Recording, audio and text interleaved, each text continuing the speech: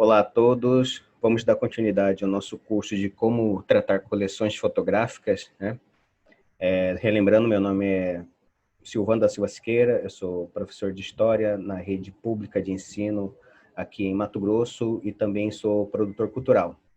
Pois bem, como eu disse, relembrando, esse vídeo ele faz parte de um conjunto de oficinas sobre a área de patrimônio voltada para o projeto Todos pelo MISC, que é um projeto realizado pelo Fundo Municipal de Estímulo à Cultura de Cuiabá, certo?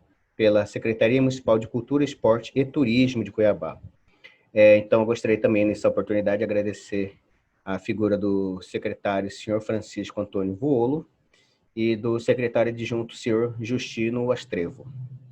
Pois bem, e também, é claro, ao Conselho Municipal de Cultura de Cuiabá e também um grande parceiro e camarada, o diretor do museu, do MISC, do Museu da Imagem e Som de Cuiabá, o senhor Cristóvão Luiz Gonçalves. Então, queria agradecer a todos pela oportunidade de estar realizando esse curso, essa oficina, que acredito ser muito válido, espero ser muito válido para que todos que estão assistindo entendam um pouco mais sobre o processo de tratamento fotográfico, de cuidado que tem que ter em relação às fotografias em acervos, né? A forma de guarda, a forma de higienização, como trabalhá-los, como que deve ser o processo de investigação sobre o acervo fotográfico para poder identificá-lo. Então, é um processo complexo que envolve um conjunto de diversas ações. E para isso, eu trouxe um material baseado em um livro, deixa eu compartilhar com vocês. Bom, ok, vamos lá. Então, esse trabalho, eu fiz um apanhado dos pontos principais sobre como tratar coleções fotográficas, um material fundamental para esse assunto é o livro desse mesmo título, produzido pela Funarte. Então, vamos lá, como tratar coleções fotográficas. As autoras com quem eu trabalhei para poder produzir esse PowerPoint que eu vou apresentar são as Patrícia Felipe, Solange Lima e Vânia Carvalho, que são pesquisadoras e com grande conhecimento, sendo, para mim, as principais pessoas que trabalham com acervo aqui no Brasil, com uma maestria de uma maneira única.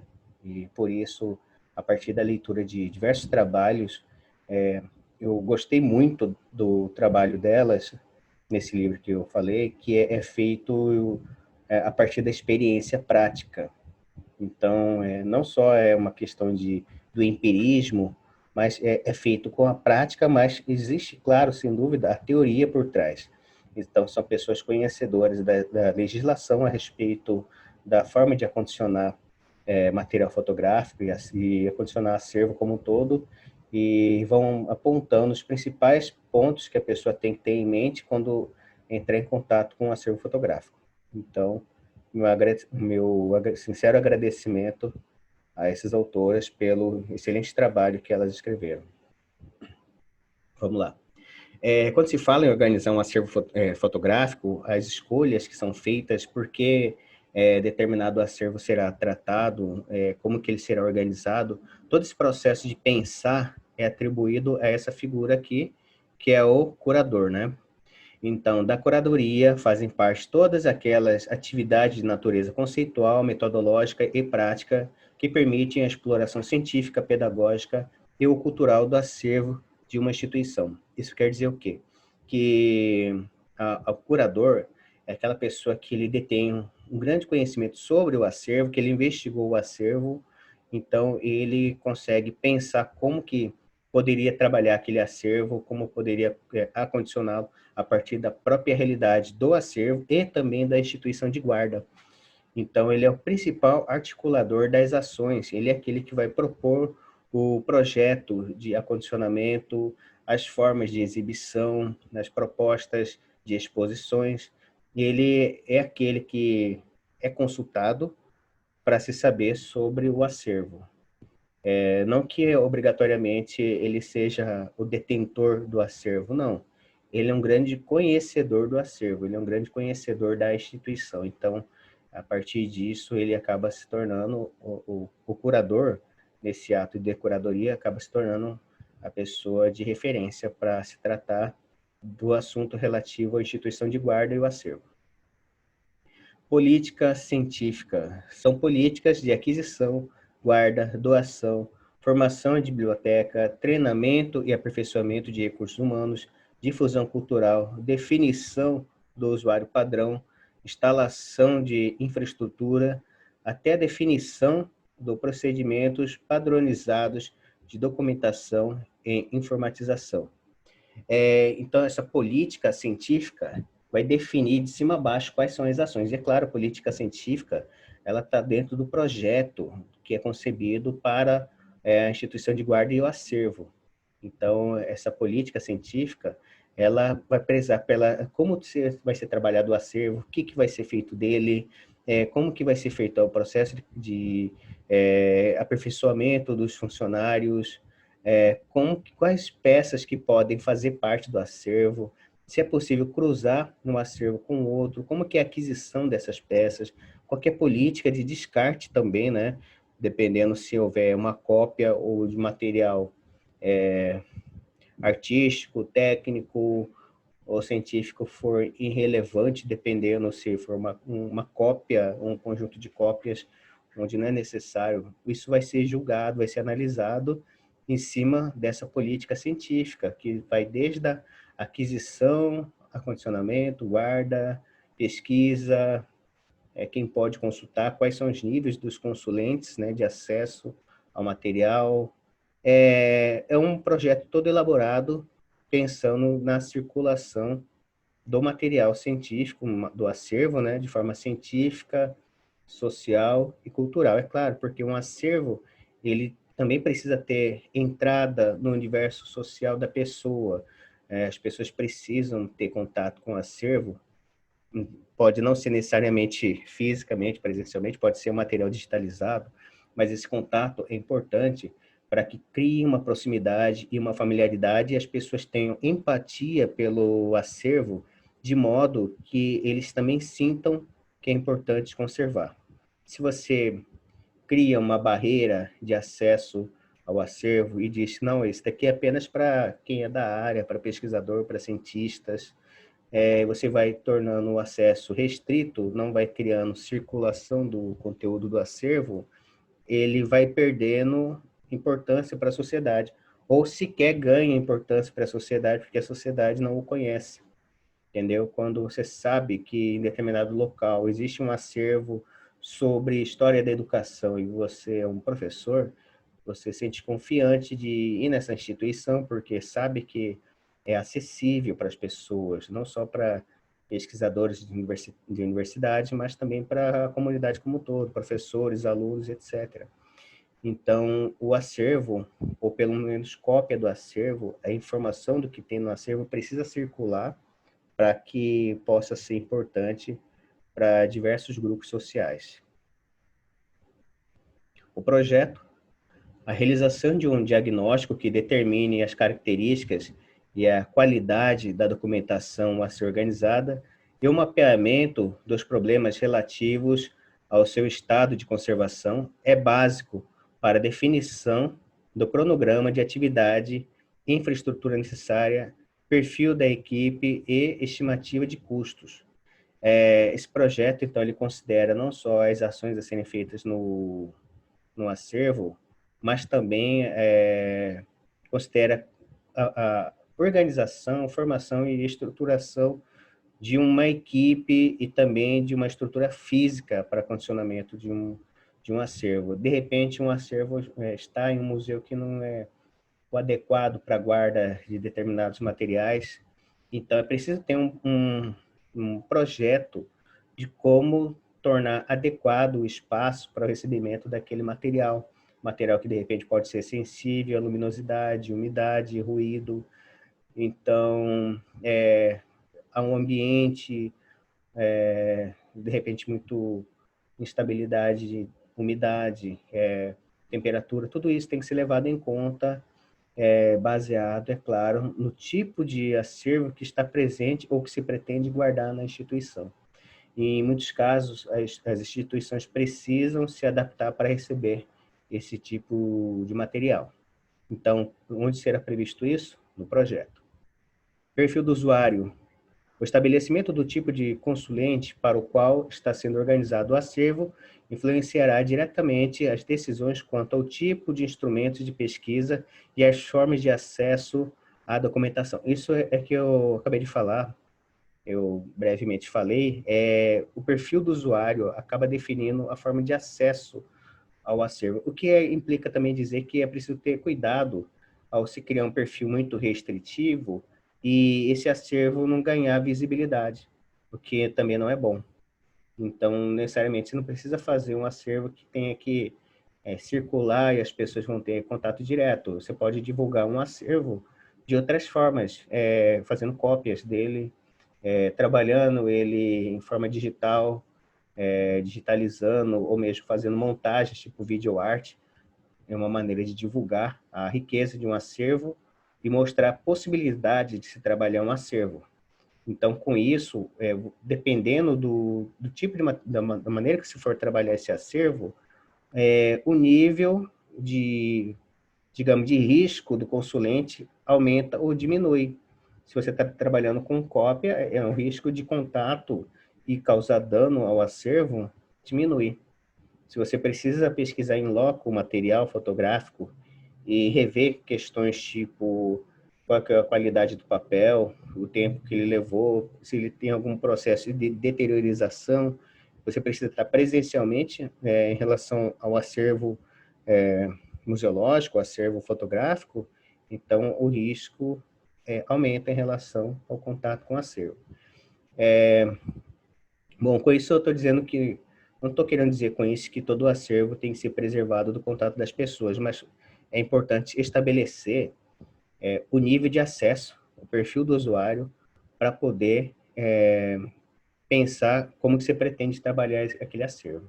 Não adianta, num desejo de preservar o acesso, ou preservar o acervo, você criar instrumentos muito restritivos, que isso, no final das contas, pode prejudicar na divulgação do acervo e na circularidade da informação da qual está presente nesse acervo, que vai criando uma invisibilidade do acervo, que é um problema também. No caso de coleções fotográficas depositadas em instituições que... Deixa eu afastar aqui para ler. Instituições que conservam também documentos de outras naturezas, bibliográficos, tridimensionais, textuais, a organização da documentação fotográfica deve estar em consonância com a política de conservação adotada para esses outros documentos. Sim, senão você acaba correndo o risco de privilegiar um acervo em relação ao restante do conteúdo da instituição de guarda. Então, é importante considerar ele como um todo, até porque determinados tipos de peças que fazem parte do acervo, eles têm forma de guarda e acondicionamento e temperatura diferente, podem ter esses critérios diferentes do acervo da qual você está tratando para aquela região, está levando para aquele local. Então, de certa maneira, os conteúdos eles precisam conversar entre si. O material fotográfico, de repente, é um material sensível, tem sujeito a fogo espontâneo, ele precisa ser acondicionado de uma maneira diferenciada do restante do material ali, mas isso não quer dizer necessariamente que isso vai acontecer em detrimento de não se cuidar do restante do material presente no mesmo acervo. Atenção, a desmontagem de um conjunto pode representar a perda da informação, de informações importantes e o registro das ações desenvolvidas durante o projeto. São imprescindíveis para o controle dessa etapa o trabalho, levando tudo isso em conta, uma boa estratégia de organização partir do geral para o particular. A partir dessa noção, passa-se a fase de elaboração do projeto.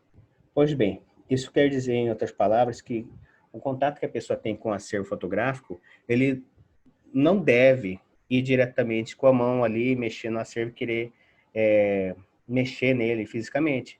O que ele deve fazer, primeiramente, é tentar se cercar do máximo de informações sobre o acervo fotográfico antes mesmo de ter um contato diretamente com o próprio acervo.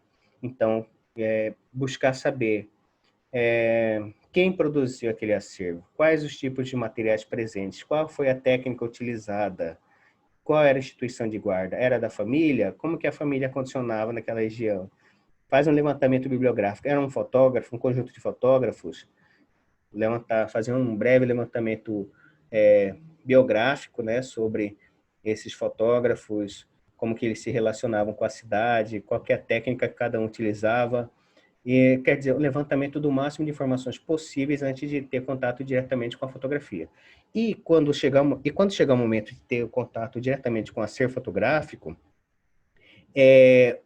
observar ele sem antes mexer nele propriamente, colocando a mão, observar como que ele está organizado, porque mesmo fotografias postas em um saco de lixo podem de repente ter uma forma de organização. Então é importante entender qual é a lógica, qual é a lógica de organização daquele acervo, se é que o tem. Então, a partir da observação. Se você colocar a mão direto e tentar espalhar como se fossem cartas de baralho sobre uma mesa, se tiver alguma organização, mesmo que breve, se perde nesse momento. Então, é importante tentar entender a lógica de organização, por mais que possa não parecer organizado. Então, a partir daí, você já vai fazendo suas anotações, vai desmembrando aos poucos, fazendo uma observação geral sobre o acervo. No geral, podemos dizer que 80% desse acervo, todo esse acervo é fotográfico, é feito em papel e negativo, sendo que 80% é em papel com emulsão incolóide de prata, papel gramatura tal. No geral, as medidas estão entre 10 por 15, entendeu? Uma coisa do tipo, um levantamento geral. Específico, o levantamento vai ser quando você começar a tirar as fotografias. Então, vamos imaginar que eles vêm em bolos, tipo como tivesse plástico enrolando ele, um elástico, com grande quantidade de fotografias, com grupamentos de, sei lá, 300 fotografias, 100 fotografias, em pequenos bolos. Você vai olhando aos poucos, evitando o contato assim, físico, usando luva ou usando máscara, vai movimentando as fotografias e olhando, entendendo se aquela coisa das fotografias estarem juntos, no mesmo plástico, parecendo bagunçado, mas está lá amarrados juntos, se aquilo representa uma organização. E se representa quem o fez. Entendeu? Tudo isso precisa ser investigado, precisa ser anotado. Então, a partir disso, de repente, o que pode ser aparentemente bagunçado, fotografias dentro de sacos pequenos, dentro de um saco de lixo maior, que quem vê, você fala, isso é lixo, né? Mas dependendo da maneira que você for investigando, você vai percebendo que passou em algum momento por um processo de pré-organização ali. Então, vamos perceber, vamos olhar e vamos tentar entender qual foi esse critério, se assim teve, né? Vamos lá. Continuando. É importante ter claros que os critérios que foram utilizados no sistema em curso deve-se procurar relatórios diagnósticos ou projetos anteriores, instrumentos de pesquisas existentes, enfim, qualquer registro que permita entender a lógica do sistema adotado. Se não existir qualquer registro, ouvir antigos funcionários que trabalharam ou trabalham com o acervo. Então, é o processo de investigação, de tentar compreender o máximo sobre o acervo antes mesmo de querer mexer com ele. Nada surge do nada, nada surge do nada. Então, esse acervo fotográfico que aparentemente possa, ao olhar da pessoa, do pesquisador, pode estar bagunçado, de repente ele tem uma forma de organização muito atípica. E é importante entender qual que é essa forma de organização. Eu já vi acervos, por exemplo, onde o conjunto de fotografias não se ligava por questões de formato físico, nem por enquadramento, nem por uma única estética, né? Escolha estética do fotógrafo, nem por categorias tipo família, se é pessoa, se é plano aberto, fechado, se são militares, se são civis, se são registros fotográficos de festas ou de políticos, personalidades da moda, do cinema, da televisão. Não tinha assim critério claro, mas tinha, olhando como um todo, foi possível perceber que aquelas fotografias eram as que tinham a melhor resolução, digamos assim. No momento de fotografar, o foco ficou muito claro, muito bem definido, e o enquadramento, então, houve uma escolha de alguém, talvez não do fotógrafo ou dos fotógrafos, mas alguém, em algum determinado momento, escolheu fotografias que aparentemente eram as mais significativas para fazer aquela análise. Então, foi possível perceber que eram fotografias em sua composição técnica muito bonitas, muito bem enquadradas, muito bem focadas, eram fotografias em si todas ensaiadas, todas preparadas. Não eram fotografias espontâneas em nenhum momento, ia dar para ver muito claro que foi foto preparada em locais abertos, como se fosse em estúdios. Tinha um controle de iluminação muito claro, a partir do aquele equipamento para rebater a luz. Então, isso dava uma definição muito clara sobre o rosto da pessoa, os detalhes do rosto, imaginando que eram fotos do início da década de 60, fotos em preto e branco, mas com um cuidado técnico e estético que para a mesma época era muito mais comum em fotos de estúdio do que em fotos em local aberto. E aí, então, a partir disso, foi possível perceber que existia um critério de organização. Alguém aparentemente notou esse diferencial dessas fotografias e foi tirando desses grupos. Então, acabou formando um outro grupo em si, né? Um outro grupo fotográfico, né? Outro bloco. Né? Continuando, a organização documental. A organização de coleções de fotografias envolve o arranjo físico e a identificação da documentação. Dessa organização pode surgir um guia, um catálogo ou qualquer outro formato que seja suficientemente aprofundado a ponto de registrar a necessidade de manuseios dos registros. Assim, a organização de um acervo fotográfico é fruto direto da curadoria. Bom, a curadoria ele é um processo de organização como um todo pode ser de um acervo fotográfico, filmográfico. Ele representa um conhecimento vasto de uma pessoa sobre um conjunto de trabalhos, sendo ele de um mesmo fotógrafo ou do mesmo cineasta, ele vai organizando usando os critérios dele, e isso pode ser devolvido, essa organização, por exemplo, em livros, em exposições, em vídeos que são produzidos, que podem ser produzidos utilizando como referência o trabalho da curadoria. Então, o curador em si, ele é aquele que detém um grande conhecimento sobre determinado acervo. Quando falo acervo, não estou querendo dizer apenas um acervo, sabe, histórico, um antigo, fotografias antigas. Pode ser, de repente, de um artista plástico, contemporâneo nosso, que produz muitos trabalhos, e aí contrata um curador, esse curador se debruça sobre o trabalho desse artista plástico para conhecer, vai fazer um trabalho, entender a biografia desse artista plástico, a vida, conversar com familiares, com outros colegas dele, com vizinhos, etc. Vai fazer uma devassa sobre a vida desse artista plástico, que eu estou tomando como exemplo, e aí vai conhecer ele e tentar entender a forma de pensar dele, E assim vai propor um trabalho que, que não é um trabalho do curador. O curador ele não trabalha para si, ele trabalha para o artista. Ele é uma pessoa abnegada, ele tem que ser uma pessoa abnegada. Ele não é o gosto do que o curador quer fazer. Interessa representar da melhor forma o artista em sua obra.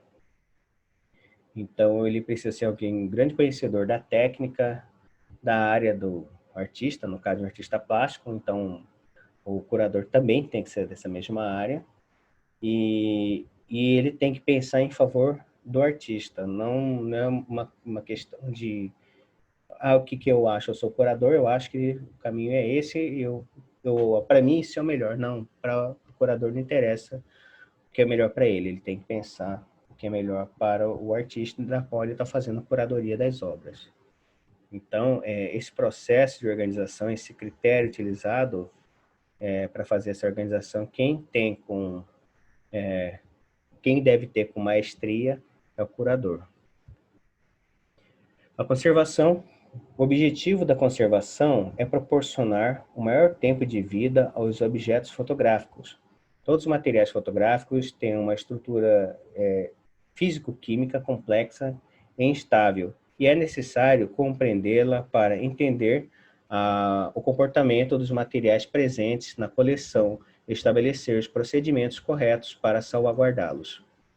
Como eu disse, existem materiais que são mais sensíveis à luz, à temperatura, e tem muitos...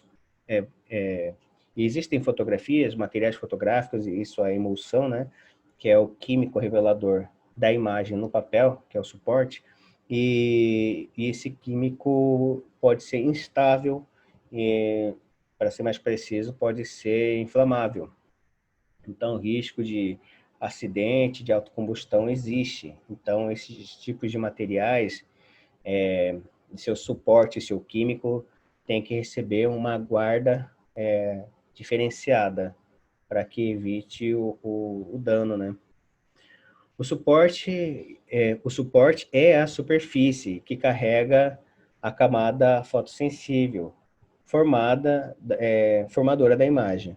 Uma coleção pode apresentar diversos tipos de suporte, como vidro, papel, metal, madeira, cerâmica, tecido, couro e materiais sintéticos chamados de suportes primários, que por sua vez podem estar aderidos ao suporte mais rígidos, ditos secundários.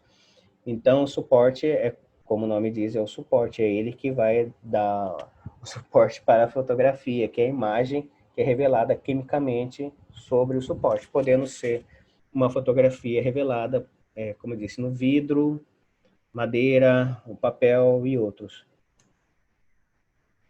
Os tipos de emulsão e suportes são fatores de classificação inicial dado aos grupos de documentos fotográficos de um acervo, e cada material tem uma vida própria e um caminho de degradação diferente. Como eu disse, dependendo do tipo físico do suporte, dependendo do tipo químico físico, que é a emulsão reveladora da imagem no suporte, o tempo de vida e a condição que leva à degradação desse material modifica. Assim, a política de preservação tem como princípio estancar a deterioração das coleções através de tratamentos preventivos e ativos, acondicionamento e guarda apropriada dos materiais fotográficos. Bom, isso daí é praticamente autoexplicativo, né? A conservação, é claro que as melhores condições são as ideais e muitas vezes as mais difíceis de atingir. Portanto, não se deve perder a referência das condições reais de trabalho e agir dentro das possibilidades com criatividade e bom senso. É, o, é a realidade de muitos locais de guardas, principalmente locais públicos, onde, porventura, se não tem recurso adequado para um mobiliário, para acondicionar determinado material, é pensado em formas alternativas para acondicionar aquele material, mas que pensar em formas alternativas não quer dizer pensar de uma forma que, de qualquer jeito, né? podendo causar risco para o material fotográfico, né? Então, são formas alternativas, mas não são colocadas, não são assim de qualquer jeito, certo? Eu quero dizer que essa maneira de pensar usando criatividade e bom senso, às vezes é apenas porque você precisa fazer uma guarda, você pode não ter o recurso para adquirir, por exemplo, um mobiliário adequado, mas se você consegue acondicionar com o mesmo cuidado, com o mesmo critério de segurança, um material fotográfico sensível em outro mobiliário, mesmo que não seja aquele feito sob medida. O diagnóstico. Os materiais fotográficos podem ser encontrados em diferentes formatos, sendo esse também um fator de orientação no planejamento do mobiliário e acondicionamento, como eu disse.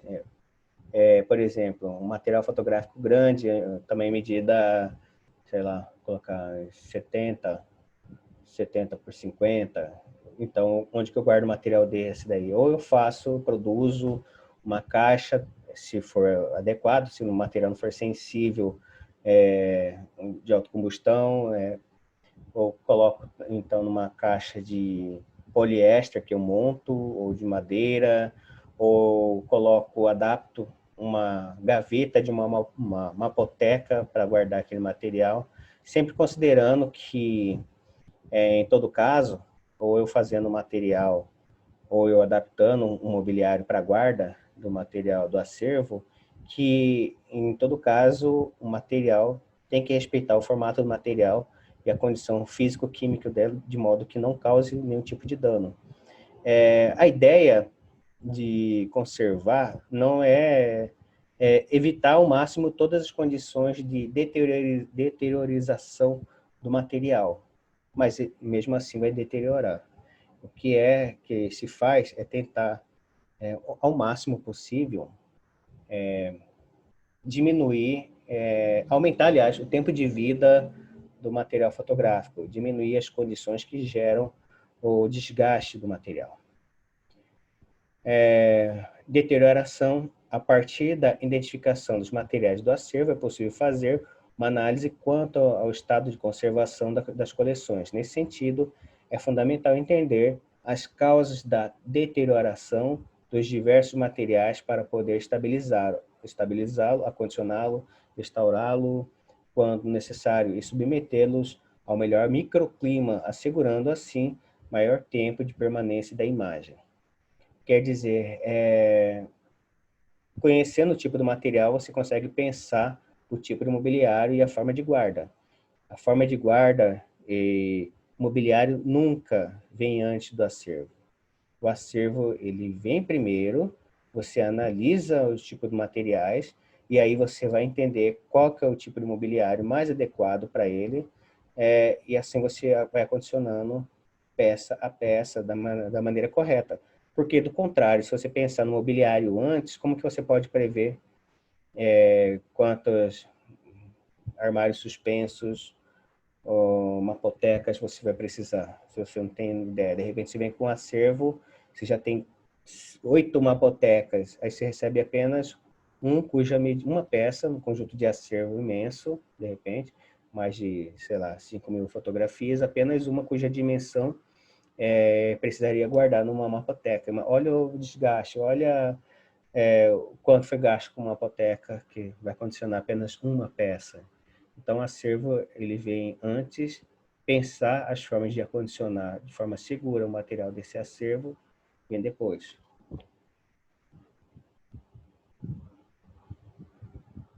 Causas da decomposição fotográfica. Fatores internos e externos.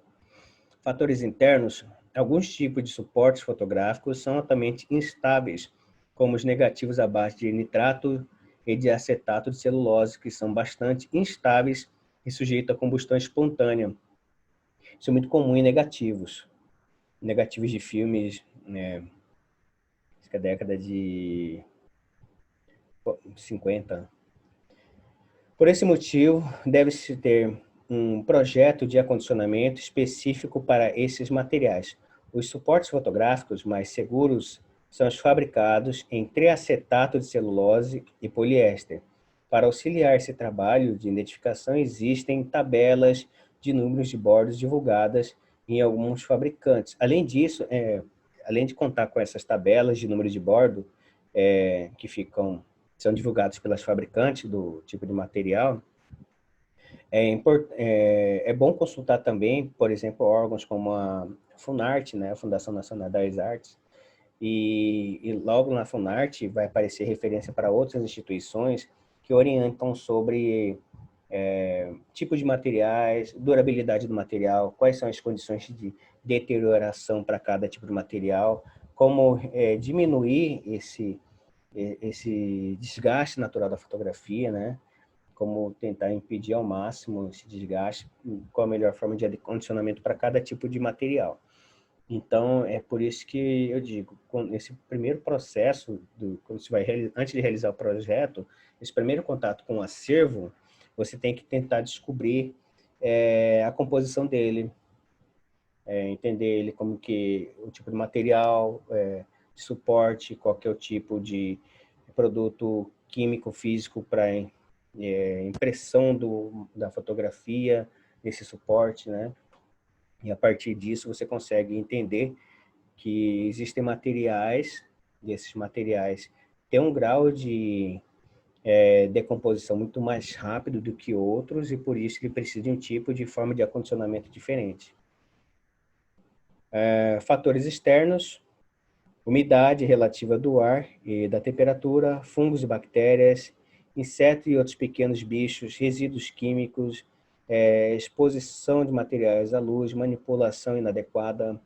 Então, esses são os fatores internos. Os fatores internos são as condições de decomposição, deterioração da fotografia que são inerentes à própria fotografia em si. Os fatores externos são as condições físicas e climáticas, né? Então, a umidade relativa do ar, é importante manter-se uma média. O tipo de como é pensado o acondicionamento de acervos fotográficos, muitos materiais que informam a temperatura e umidade adequada para cada material, são de materiais, são de livros e outros trabalhos de fora do Brasil. Então, eles consideram um tipo de clima local que, em muitos casos, não se aplica ao Brasil. Mas o importante em si é manter a estabilidade relativa de umidade e temperatura. Ainda que a gente não alcance o ideal de muitos catálogos, muitos livros que orientam a temperatura e umidade adequada, mais importante que atingir essas medidas é mantê-los estáveis, não ter oscilação brusca de umidade e temperatura. Fungos e bactérias também acontece, por isso que é importante controlar a umidade. Então, se você cria um microclima, podem surgir fungos e bactérias.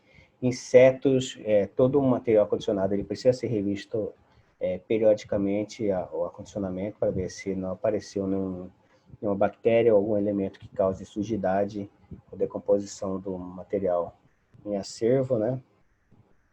Resíduos químicos, produtos de limpeza, produtos de uso para manipulação do acervo.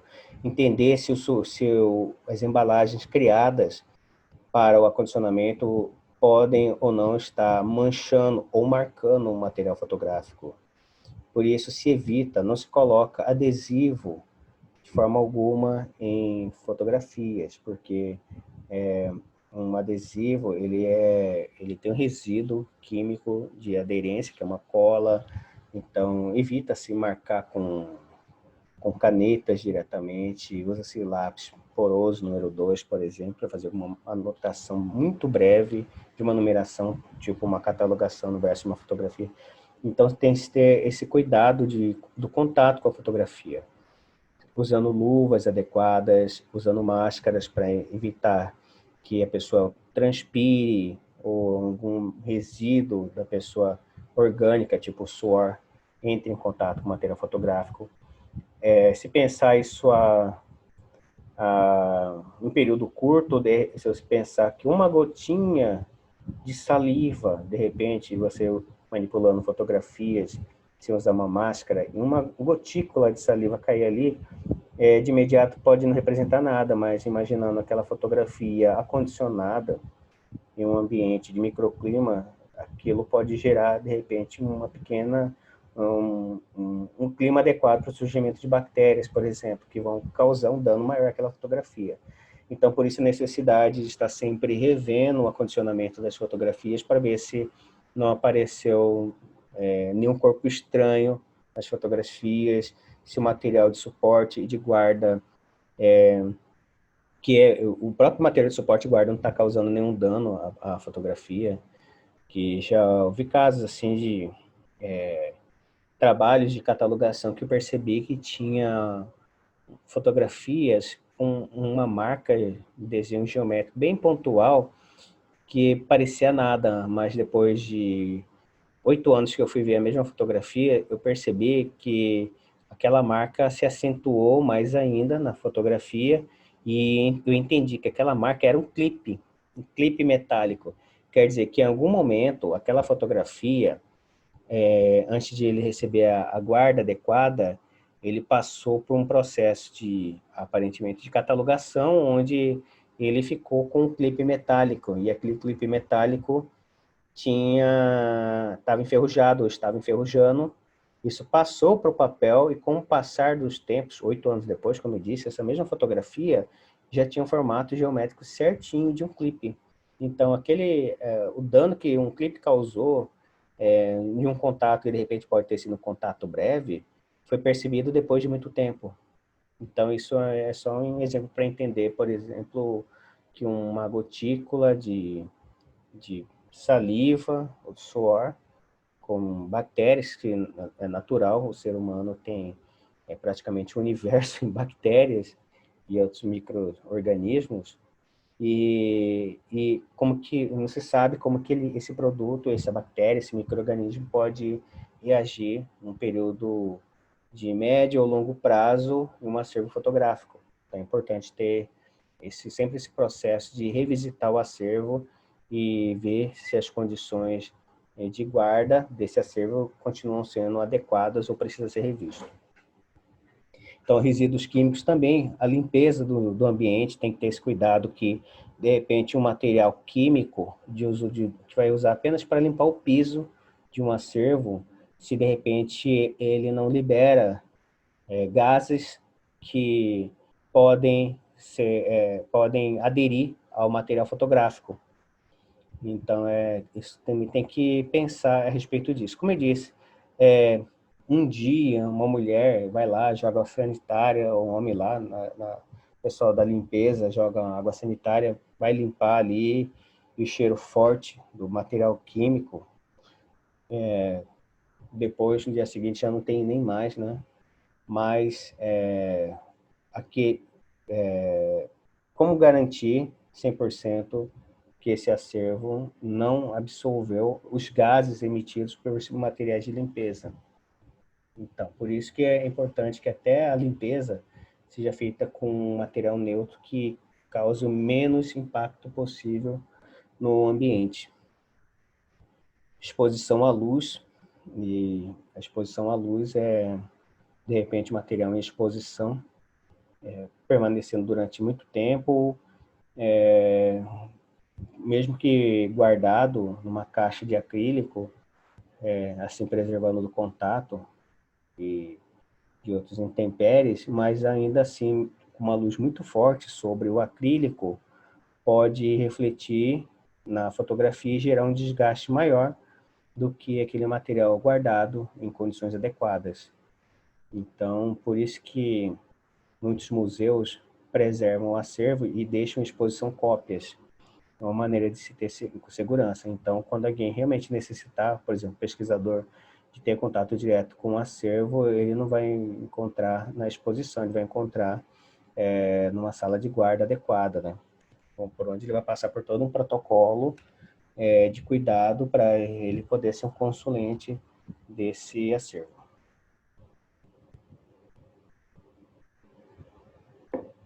etapas no processo de conservação, é importante se criar uma ficha de conservação das condições do material fotográfico para se estabelecer prioridades no processo de acondicionamento.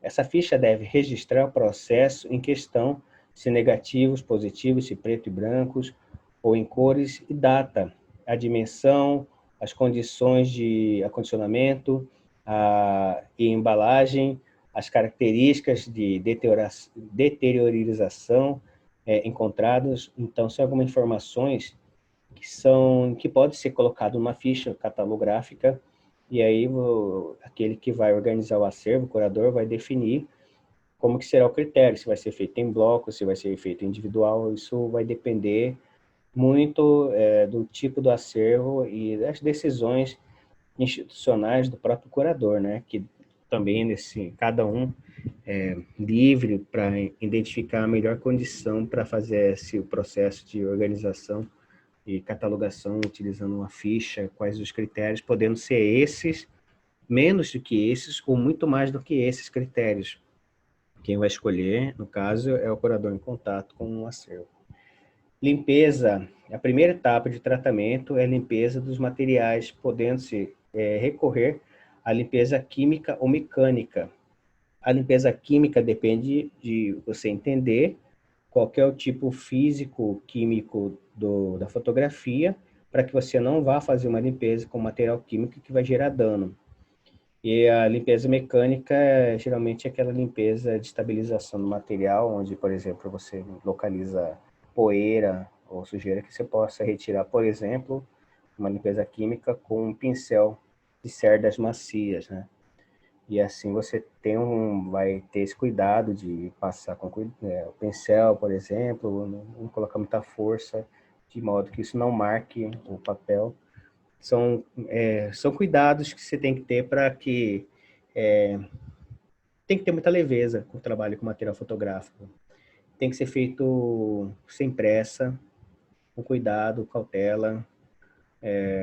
Por mais que seja desgastante, de repente, pensar um acervo muito longo, então você tem que pensar num plano de trabalho que considere trabalhar com poucas fotografias por dia, por semana, por mês, uma quantidade razoável para que o trabalho possa transcorrer com leveza, porque se pensar em relação em prazos curtos, realizar todo um processo curto, o maior dano quem vai sentir, sem dúvida, é o acervo.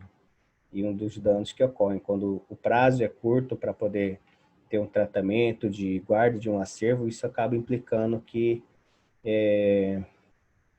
podem ocasionar danos ao material fotográfico. Limpeza já foi. A limpeza química é feita utilizando solventes orgânicos ou leve aplicação de umidade, com muito cuidado, e se abrir mão de testes em uma pequena área do documento em questão para garantir o sucesso da operação. Então, por exemplo, uma limpeza química, você pega um material fotográfico semelhante, ou mesmo uma fotografia do acervo, você vai passar em determinada parte daquela fotografia e aguardar dar um tempo para ver qual que é o impacto daquele processo de limpeza química, né, naquela fotografia, naquela parte que foi passada, para entender o impacto. Se tiver dano, aí tem que ser revisto todo o conjunto de estratégia de limpeza química para ver se é o material químico adequado. Limpeza mecânica é feita aplicando levemente pincel em cerdas macias nas áreas sujas da fotografia ou algodão hidrófilo. Então, pega-se o algodão, pega uma haste de madeira, na ponta dele se fecha ele com algodão, de modo que não se sinta a dureza da haste de madeira. Então, você vai aplicando movimentos únicos, no mesmo sentido, na fotografia, de modo a tirar a sujidade dela, né? E sempre notando se o movimento que você está fazendo está deixando marcas na própria fotografia. Estabilização. Processo de estabilização tem por objetivo restabelecer o formato físico original da fotografia, podendo ser feito por estabilização do formato por prensa, aplicação de peso, de forma plana sobre o material fotográfico. E consolidação da fotografia por papel japonês, colocados com adesivos do tipo melite celulose, feito com água destilada. Bom, essa forma de estabilização, que fala estabilização física, quando ele fala estabelecer com aplicação de peso, seria a fotografia que se encontra amassado, por exemplo, mas o amassado não causou dano à imagem, ao revelador químico no suporte. Então, não há um dano na imagem, mas há um dano no formato do suporte, por exemplo. Então, o papel amassado, a fotografia amassada, se coloca com um suporte de papel, por exemplo, papel japonês, coloca em cima, embaixo da fotografia, coloca um peso, por exemplo, uma placa de MDF, um livro, uma placa em acrílico, um peso que possa estabilizar o formato da fotografia em formato plano, tirando então o amassado. Isso é um exemplo. Consolidação da fotografia por papel japonês, colocado como um adesivo do tipo metilcelulose, feito em água destilada. Então, é um material feito, né, para que possa se estabilizar um papel, por exemplo, uma fotografia pode estar rasgada, então você pode utilizar essa técnica no verso da fotografia, de modo a manter unido o material.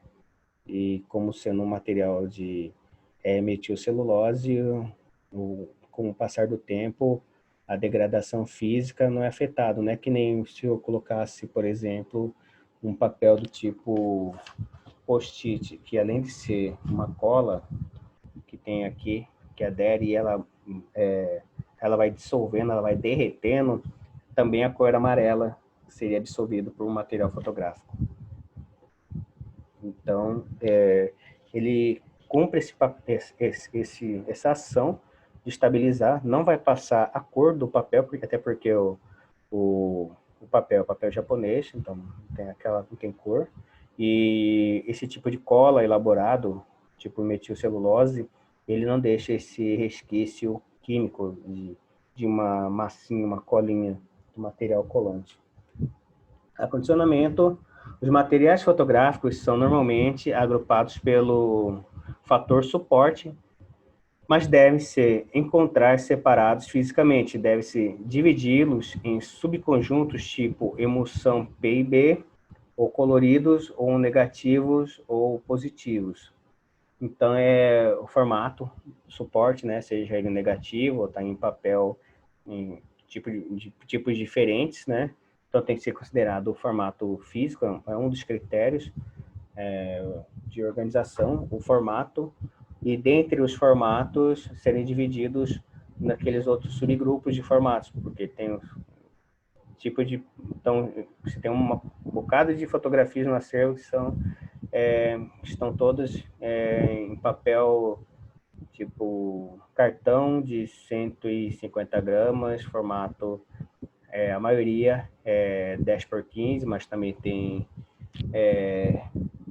21x18, e então você precisa criar uma forma de acondicionamento para cada um deles, respeitando o formato, certo?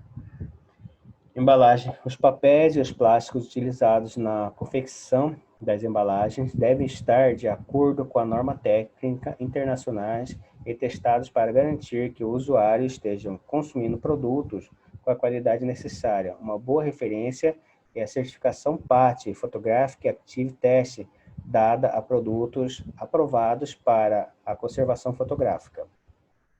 Então, existem catálogos de lojas especializadas em venda de materiais e insumos para fotografia que oferecem esses tipos de materiais. É importante se ter livros e esse material que trata sobre a forma de acondicionamento, que, como eu disse, existem alguns presentes na Funarte, e é claro, ficar atento em relação a esses catálogos, onde que é possível comprar, você vai ter que exportar, né? Vai ter que importar, então, entender quais são esses tipos de materiais.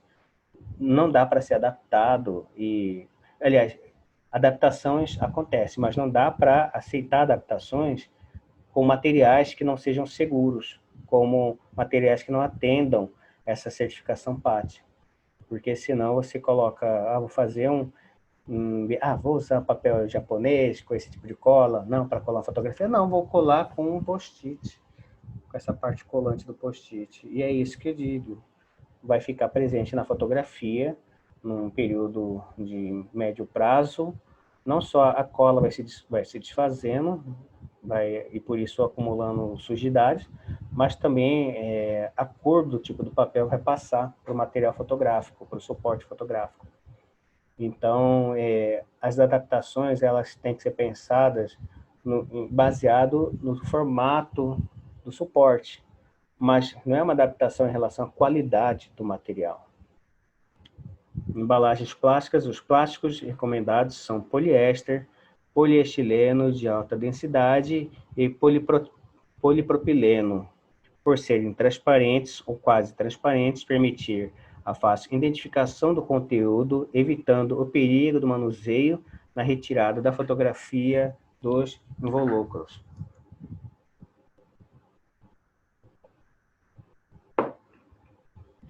As embalagens de papel. Os papéis usados devem ser neutros com pH próximo ao 7,0. Alguns casos exigem o uso de papel levemente alcalino, pH entre 7,5 e 8,5. Mobiliário. O mobiliário deve ser de aço e as estantes, arquivos, armários e mapotecas devem ser compatíveis com as condições de acondicionamento definidas anteriormente. Definidas onde? No projeto. Em hipótese alguma, deve-se usar móveis ou prateleiras de madeira. As fotografias em grandes formatos devem ser embaladas individualmente e os materiais históricos e os álbuns guardados horizontalmente e a seguir colocados em mapotecas ou em caixas. No processo de análise da guarda do tipo de material fotográfico, é importante respeitar algumas condições da qual o acervo já se encontra antes do curador, antes do pesquisador, da pessoa que vai organizar o acervo, ter contato. Por exemplo, se chega para o pesquisador um álbum de família, com aquele que é datado, o álbum do tipo, a tecnologia do álbum sendo em couro, sendo com detalhes em tecido, e quer dizer, um tipo de material que não é produzido mais. Então ele acaba sendo datado, sendo histórico o álbum, tal como as fotografias presentes no álbum. Então, em favor de uma preservação da fotografia de forma individual, em uma prateleira, um acervo, um arquivo suspenso, eu vou desmembrar todo esse álbum. Não me parece adequado se você considerar que, da mesma maneira que as informações presentes na fotografia são históricas, também o é a maneira de acondicionamento dela. Então, o álbum revela, como eu disse, de tecido ou em couro, ele revela a forma de acondicionamento pensada na época da produção do material fotográfico. Então, é importante tanto quanto a própria fotografia. Por isso é importante preservar como um conjunto. Atenção, as embalagens devem permitir que o material conservado possa respirar. Isso é ter leves aberturas nas embalagens, de modo que evite o surgimento de microclimas que propiciem o surgimento de fungos e bactérias. Quer dizer, se uma embalagem estiver muito fechada, você cria um microclima, mas também você pode criar a condição para o surgimento de outros tipos de condições deteriorantes. Pode surgir, por exemplo, formigas, pode surgir traça. Por isso que é sempre importante, aqui fala a questão de manter pequenos buracos em aberturas para que, digamos assim, o acervo, o material fotográfico possa respirar. Mas também isso implica que você tem que ter maior atenção em relação a esse material e ficar revendo a condição de guarda dele para ver se nesses espaços, nessas pequenas aberturas que possibilitam o acervo respirar, não entrou nenhum ser assim que possa causar deteriorização do acervo, como uma traça, uma formiga. Área de armazenamento: guarde o material fotográfico em área climatizada, construída em material sólido e anti-chamas. Evite madeira e materiais que soltam gases nos ambientes. Portas e janelas devem ser perfeitamente isoladas. Evite utilizar sótão e porão, pois esses locais retêm calor e umidade e podem não ser seguros. A temperatura e a umidade relativa do ar devem ser monitoradas e utilize para isso aparelhos individuais de ar-condicionado, desumidificador e filtro nas entradas de ar. Tudo isso implica que um acervo, para ser guardado, o espaço onde ele vai ser guardado tem que ser pensado apenas para acervo. Tem que se construir um acervo, não é uma sala adaptada. Infelizmente, na realidade do Brasil, o que muito acontece é que um espaço de acervo nada mais é do que um casarão histórico que tem outras funções além de guarda, por exemplo, museu, e vai acondicionar esse acervo. Não é o adequado. Não é o adequado. Quando se pensa em acondicionamento adequado de acervo, se pensa desde a parte de engenharia, a parte arquitetônica, que ela deve acompanhar o projeto de construção, sabendo que uma construção tipo um acervo é diferente de uma construção do tipo uma sala de projeção, que é diferente também de um outro espaço como uma galeria. Então, existe um desenho, existe um conjunto de normas e desenhos técnicos que permitem, que indicam como que deve ser construído esse local de guarda e depois quais são os móveis que podem estar presentes nesse local e depois quais são os tipos de embalagem que podem ser produzidas, entendeu? É um conjunto. Tudo isso tem que ser previsto no projeto. Mas isso vai depender muito da condição que começa. Se a pessoa chega para trabalhar numa instituição de guarda, então, em si, a instituição já tem toda uma... Pensa-se que a instituição já deve ter toda uma estrutura. Então, não vai se construir porque eu cheguei a trabalhar no local, eu cheguei, agora vamos construir um local. Não, a gente vai trabalhar em cima da condição que tem, né? Que é permitido. Então, em cima disso que surgem essas adaptações. Mas, como eu disse, uma adaptação à condição de trabalho, de guarda de um acervo, não quer dizer necessariamente que se esquece a questão da qualidade. Tem que se manter um padrão de qualidade de guarda. Está sendo adaptado à condição de guarda, mas não abrindo mão da qualidade do material para a guarda, que vai proporcionar a guarda. Categorias de acesso ao acervo: área de armazenamento, onde o público tem acesso irrestrito, área onde somente o pessoal autorizado tem acesso, mas com frequência trânsito de materiais, área de acesso restrito e com controle rigoroso de retirada de documentos. Quer dizer, aqui simplificou colocando 3 níveis. Um nível que tem acesso restrito, um outro nível que tem um acesso restrito de circulação de funcionários, né? Tem um trânsito, e um acesso muito mais restrito, mais rigoroso, que controla principalmente a retirada de documentos. Colocou aqui em 3 níveis. A organização documental: o guia fornece informações sobre o acervo, o histórico da instituição de acervo, serviços oferecidos pela instituição, metodologia de organização, etc., e sobre cada um de seus conjuntos: nome de coleção, o fundo, data, limite, total de documentos fotográficos divididos por tipo de suporte, autorias identificadas, breve descrição do conteúdo temático, data, forma de aquisição, proveniência / histórico, descritores gerais, descrições de documento ou de conjunto, fontes e datas de aquisição, caracterização física dos suportes, estado de conservação, histórico do documento, interesse para a instituição, avaliação ou preço. Essa organização documental pode ser feita como um guia, né? Um catálogo preferencialmente um guia, que vai dar essas informações gerais, de modo que, antes mesmo da pessoa ter o contato com o acervo, olhar uma fotografia que seja, ou um negativo que seja desse acervo, ele lendo esse guia, ele vai ter uma visão ampla, uma visão panorâmica do acervo, e assim poder fazer suas escolhas de acesso a que tipo de material que ele gostaria de ver do acervo.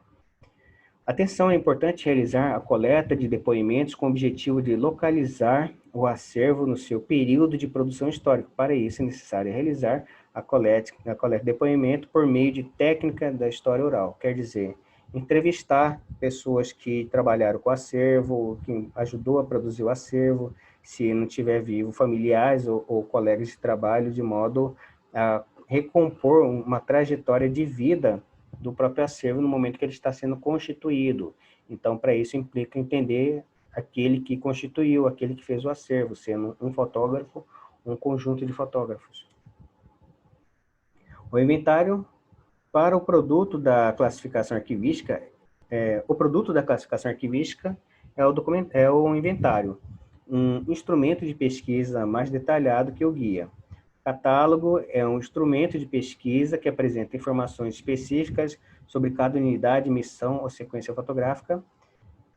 Em relação à temperatura, recomenda-se para a guarda do material fotográfico, temperatura entre 15 a 18 graus Celsius, nunca acima de 30, e umidade relativa entre 30 e 50%, nunca acima de 60%. Você pode reparar que as temperaturas são baixas, né? Temperatura que tem que ser regulada por local com ar-condicionado. Mas, como eu disse, o mais importante do que você manter uma temperatura como essa, adequada, pensada por instituições de classificação e guarda de acervo fotográfico e conservação fora do Brasil, quer dizer, não é pensado muito na realidade de países tropicais. Então, é importante pensar que o mais importante que uma temperatura baixa é manter a estabilidade, manter estável a temperatura do material, do ambiente onde é guardado a fotografia. Não com umidade alta, nem muito baixa, não com temperatura alta, nem muito baixa, mas mantê-lo estável. A estabilidade dele é que permite que a vida desse material fotográfico em acervo possa ser maior. Atenção, a estabilização e constância na condição climática é um importante elemento para a conservação fotográfica em condições seguras, ainda que não na temperatura recomendada. Como eu disse, ainda que não na temperatura recomendada, se manter essa estabilidade já é um bom caminho. Toda coleta sistemática de informações pressupõe algum nível de padronização, ou seja, a mesma informação não deve ser registrada de formas diferentes, e isso é particularmente importante no que se refere a ambientes informatizados. Pense da seguinte maneira: hoje você pode não estar pensando em digitalizar um acervo, mas é importante que ele seja organizado de tal maneira que depois de digitalizado, uma pessoa consultando o acervo de forma digital em um computador, se ele por acaso precisar ter contato com o acervo fotográfico, com a fotografia, no suporte mesmo, não digitalizada, mas fisicamente, o computador, da maneira que está organizado no sistema, no computador, tem que estar organizado fisicamente. Então, se lá consta que está na pasta A2, número da fotografia, número, sei lá, 300.25, então eu devo encontrar essa mesma fotografia, 325, numa pasta A2 que está no arquivo. Então, é para manter essa coerência da maneira que está organizado fisicamente, ele tem que estar organizado digitalmente, para que, se necessário for eu ter contato com a fotografia física, eu usar a mesma referência de como ele está organizado no digital. Então, isso daí mantém uma segurança na organização do acervo. Bom, continuando. Série diz respeito a tipos específicos de reprodução iconográfica. Exemplo, cartão postal, E pode apresentar título de série Brasil, monumentos ou São Paulo, etc. e número. Registro, semelhante à situação, pois aglutina procedimentos relativos à vida administrativa ou peças fotográficas. O registro, então, ele diz, ó, essa fotografia foi cedida do acervo tal, foi transferida tal, foi consultado por fulano, em sua dissertação, em sua tese. Então, a fotografia, ela tem um histórico, ela tem uma vida. Isso é importante fazer esse registro para localizar não só para onde está indo esse material, essa informação sobre esse acervo, quem está trabalhando com ele, né?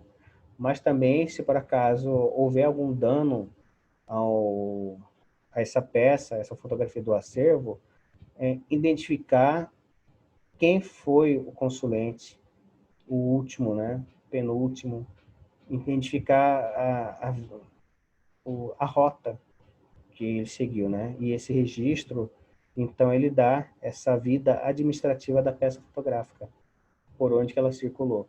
A fotografia, depois de realizada como fotografia pelo fotógrafo, a imagem fotográfica estabilizada quimicamente no suporte fotográfico, no papel, ou na madeira, ou no vidro, sei lá, ele passa a ter uma vida depois, como parte do acervo. Quanto mais ele for consultado, se um arquivo sair de um museu for para outro, teve que passar por um novo processo de digitalização, um novo processo de acondicionamento, então ele tem uma vida. E o registro, ele é importante por conta disso, porque ele vai registrando o trajeto desse acervo. Dados técnicos tratam da sua forma e composição física química. Então, dados técnicos, falar, papel, que tipo de papel que é esse? Papel cartão, 150 gramas, com emulsão de fixação da imagem por diacetato, celulose, aí tem uma descrição físico-química, né? O tamanho da fotografia, o formato dela. Histórico deve informar o histórico do acervo. Circulação nos informa sobre a vida da peça fotográfica após sua entrada na instituição, né? Descritores pode ser preenchido como um texto resumido do conteúdo visual da forma de uma legenda, que pode ser acionado rapidamente na elaboração de produtos culturais. Então, descritores é aquela breve descrição da fotografia, para que a pessoa possa identificar e quando fazer referência àquela imagem fotográfica, fazer pelo seu descritor. Observação é um campo versátil que cobre qualquer necessidade de registros que não se encaixem nos descritores acima. Compilação reúne o nome daqueles que acrescentaram ou corrigiram informações da ficha catalográfica, colocando-se seu nome e data. E conservação deve detalhar seu estado físico. Então, essas são informações que ajudam a compor, para além do que a fotografia diz, o trajeto que essa peça fotográfica teve dentro da instituição. E se pode reparar uma coisa também que é muito importante, muito interessante, que esses elementos apontados aqui, falando no catálogo, temperatura, série, registro, dados técnicos, histórico, circulação, descritores, observação, compilação, também são elementos que podem estar presentes dentro da ficha catalográfica da fotografia. Eu já tinha listado logo lá em cima os elementos que são básicos que tem que estar presente numa organização de um catálogo, na descrição de uma fotografia, ou mesmo que eu possa usar como referência para fazer uma busca em blocos temáticos. Então, eu posso usar esses mesmos elementos. Então, eles nos ajudam a compreender o acervo.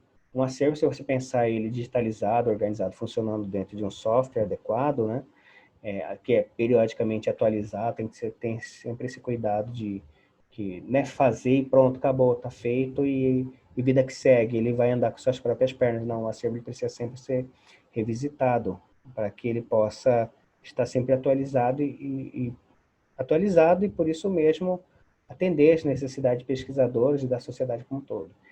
Então, dentro de um sistema, de um aplicativo, de um software, ele funcionando, um sistema de busca de informações de um acervo, dependendo da maneira do que você busca nesse acervo, você mesmo está sendo um curador nesse momento. Se eu estou buscando fotos de família e eu quero fazer um trabalho falando sobre família mato-grossense, então eu vou buscar como palavra-chave nesse acervo já digitalizado, catalogado e dentro de uma base de consulta de um software, né?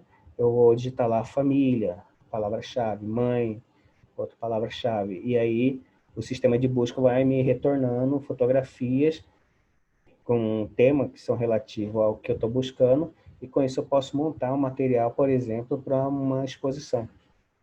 Então, por isso que aí reside a importância de uma boa organização de um acervo, de uma guarda, de um acondicionamento, de uma catalogação, de uma identificação das fotografias, dos blocos, de colocar dentro de uma base de um software adequado, sempre revisto, atualizado. Todo esse processo permite o acervo estar sempre vivo, pronto, né? E aí, com isso, você pode trabalhá-lo de diversas formas, tanto realizando livros, tendo como um determinado tema família, por exemplo, ou identificando alguma pessoa que tem alguma relevância para a história da localidade, identificando aquela pessoa naquele acervo, e a partir disso fazer, quem sabe, uma exposição. As possibilidades são várias. Isso depende do nível de quão profundo é a catalogação desse acervo fotográfico, né? Bom, mas o principal, como eu disse, dessa parte, desse curso, é falar sobre como tratar coleções fotográficas. Eu falei todo esse processo aqui, apresentando esse PowerPoint, sobre tratar no sentido físico, de segurança, acervo, fazer a salvaguarda dele, o acondicionamento adequado, né, a organização adequada, mas é importante também pensar como tratar uma coleção fotográfica é como que ele vai ganhar vida, né? Como é que eu faço um acervo ganhar vida e se tornar dinâmico e ser um objeto cultural também, além de científico, né? Que é muito natural um acervo fotográfico ser um objeto científico, mas é importante também pensar que ele precisa ganhar pernas, ele precisa as pessoas precisam ver o acervo para que ele ganhe cada vez mais importância para a sociedade. Então, formas de dar visibilidade a esse acervo, produção de vídeos, vídeo arte, apresentações, montagens, tudo isso é possível pensar como formas de dar visibilidade a um acervo fotográfico. Por último, o catálogo informatizado, que eu já tinha começado a falar, né? O uso da informática no processamento de grandes massas documentais tem se mostrado vantajoso em vários aspectos. O mais evidente é a racionalização do trabalho. Dependendo dos recursos do programa, do banco de dados a ser adotado, é possível criar arquivos paralelos e também evitar sobrecarga de informações na ficha principal.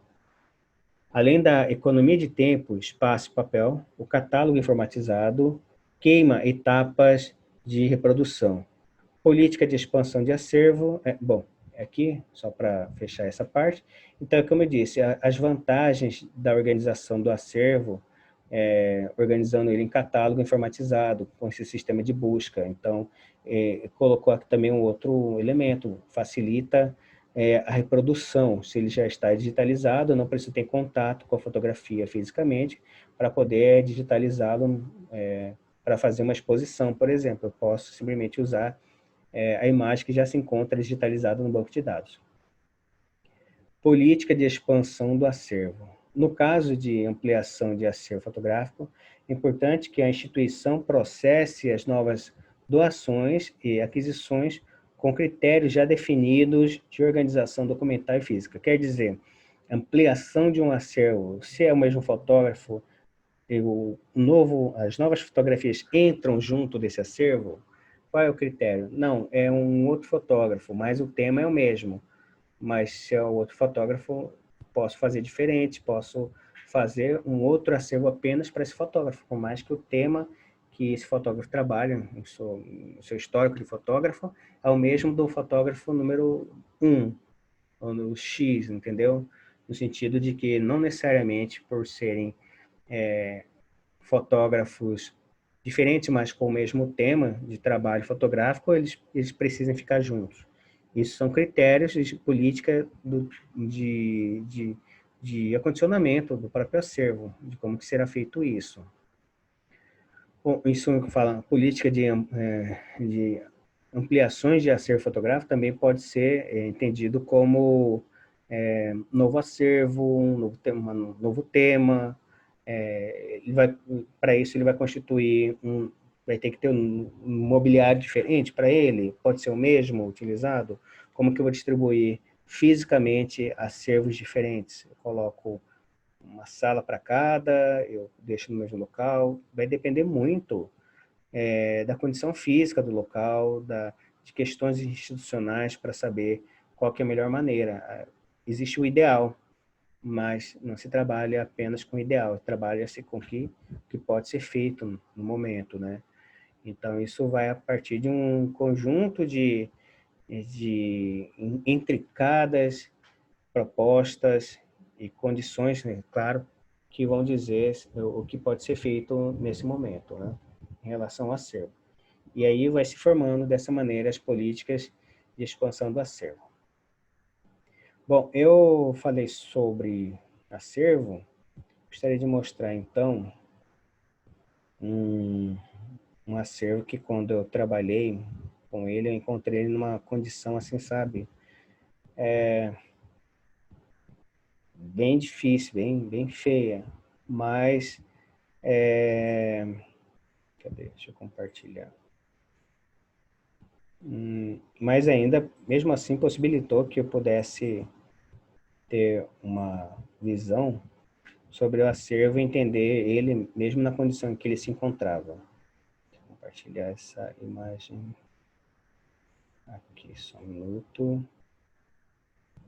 Pois bem. Essas são imagens de um acervo fotográfico quando eu encontrei ele. Foi encontrado assim em sacos de lixo, mas ele já tinha passado por uma instituição de guarda e quando mudou para um outro espaço não veio na condição adequada, né? Eu não vou entrar aqui no mérito dessa questão, mas essas são as imagens com as fotografias como eu as encontrei. E aí, bom, em todo esse processo pode ver que fotografias com um grande dano de incêndio, tinham negativos colados porque foi jogado água em cima de parte do acervo, tinha danos, o papel colando, desfazendo. Mesmo assim, foi possível identificar que, por mais que parecesse todo de qualquer jeito jogado dentro dessas sacolas de lixo, elas tinham passado por uma pré-organização.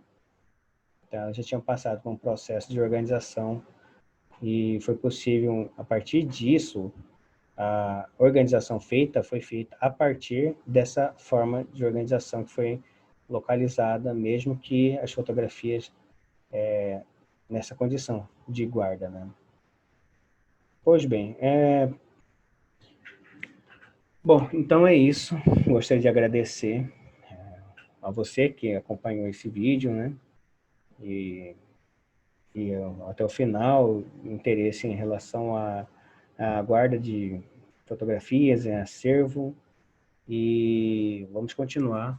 O próximo tema, no próximo vídeo, será o uso criativo de acervos fotográficos, já que falamos de acervo, como conservá-lo, acondicioná-lo.